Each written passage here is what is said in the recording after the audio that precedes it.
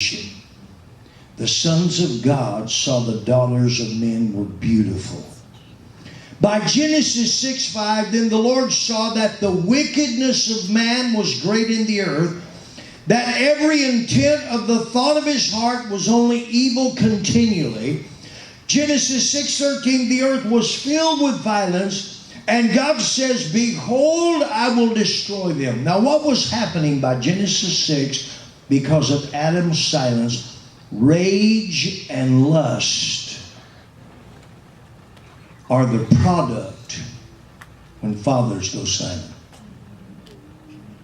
Rage and lust is the fruit of a nation of men living without God. Till God says to Noah, I'm going to destroy it all. Look at America today. I pastor a lot of men.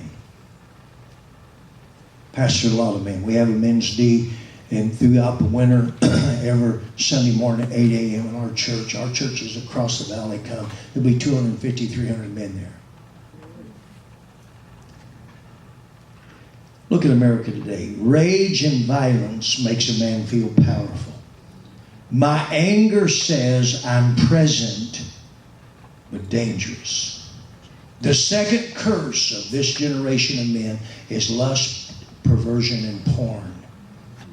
Porno is a man's escape from reality. I'm absent, but I feel alive and present.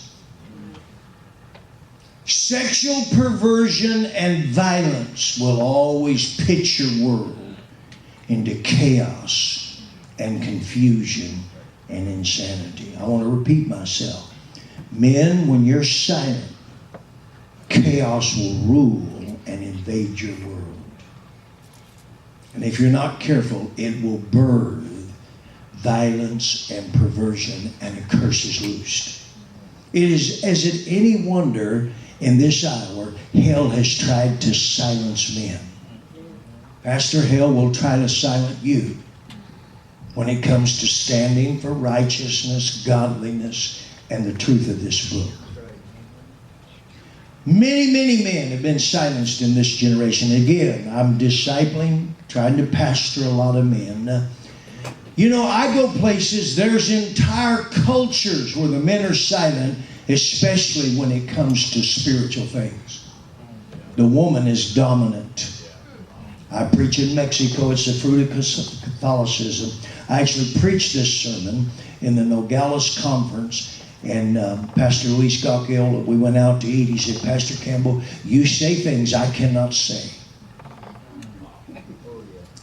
The whole matriarch societies where the woman, the man, he works, he brings home money, and he drinks and commits adultery, and the woman is the spiritual head of the home.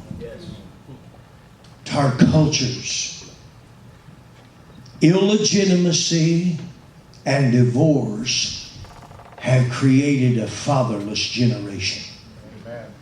Most of the men who come through the doors of our church, they have no father who speaks into their life. They may know him, but he doesn't live at home. It's the horde welfare. Horde welfare is it's you make more money if the man's not there and you have illegitimate kids. That's sick. That is so ungodly. And I'm not saying if you need it. There's a desire. If you need it, then you need it, you know. But I'm talking about a system that promotes kicking the man out of the house. Praise the Lord. Amen. Illegitimacy and divorce has removed the father's voice from the home. These men I pastor, most of them have never heard their father's voice on any consistency in the real issues of life. The whole women's lib movement, most of movies, these kid movies, these movies where men are stupid. If they say anything, it's stupid. That's right. Amen. That's bizarre. It's unbiblical. I pastor